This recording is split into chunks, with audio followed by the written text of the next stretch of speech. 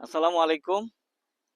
আমরা আজকে কেন্দ্র উপজেলায় রয়েলবাড়ি ইউনিয়নে অনাবাদি পতিত জমি ও বসতবাড়ি আঙ্গিনায় পারিবারিক পুষ্টি বাগান স্থাপন প্রকল্পের প্রদর্শনী কৃষক আজিজুল ইসলামের প্রদর্শনী প্লটে আসছি। আমরা জানবো আজিজুল ইসলাম সাহেবের মুখ থেকে উনি এই প্রদর্শনী স্থাপনে কি কি সহযোগিতা পেয়েছেন এবং কি কি সবজি তার প্রদর্শনী প্লটে স্থাপন করেছেন। ধন্যবাদ আজিজুল ইসলাম, আপনি বলেন এই প্রদর্শনী স্থাপনে আপনি কোন সহযোগিতা বা কোন জায়গা থেকে পরামর্শ পেয়েছেন? আমি কেন্দ্র উপজেলা স্যার কামাল স্যারের কাছ থেকে আমি রয়েলবাড়ি ইউনিয়নের কামাল স্যারের প্লট বাড়িতে আমি এই উপকার পেয়েছি। 5টা বেড করছি।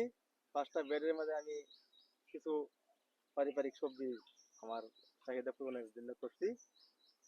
আপনি কি এই ব্যাপারে কোন প্রশিক্ষণ গ্রহণ করছেন? হ্যাঁ, 2 দিন কেন্দ্র উপজেলা প্রশিক্ষণ করছি। 2 দিনে কৃষি সম্প্রসারণ অধিদপ্তর থেকে স্যারেরা আমাদের যে পরামর্শ দিছে, এই পরামর্শক্রমে আমি কিছু সবজি আবাদ করছি। কয়টা প্লট আপনি এখানে স্থাপন 5টা করছেন? প্লট করছি। কি কি সবজি আবাদ করছেন? করছি ঢেঁড়স, পুঁই শাক, পালং শাক, মরিচ, এরপরে করছি এই লাল শাক। এরপরে এক্সট্রা আমি করছি কিছু বাটি শাক, ইয়া বটবডি এবং এই করলা। সাথে কিছু আছে, শসা আছে।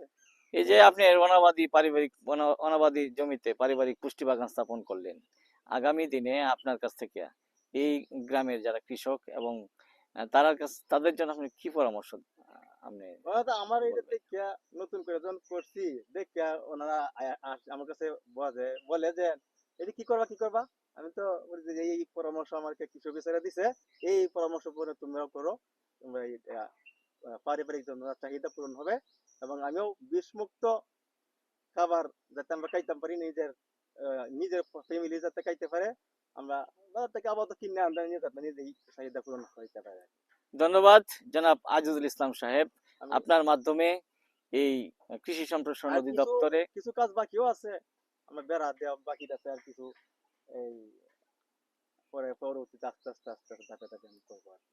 আপনার মাধ্যমে এই অনাবাদি পতিত জমিতে পারিবারিক পুষ্টি বাগান স্থাপনের মাধ্যমে আগামী দিনে কৃষক তাদের পুষ্টির চাহিদা মিটাবে এবং সমৃদ্ধ হবে আগামী দিনের কৃষি এবং কৃষক। ধন্যবাদ।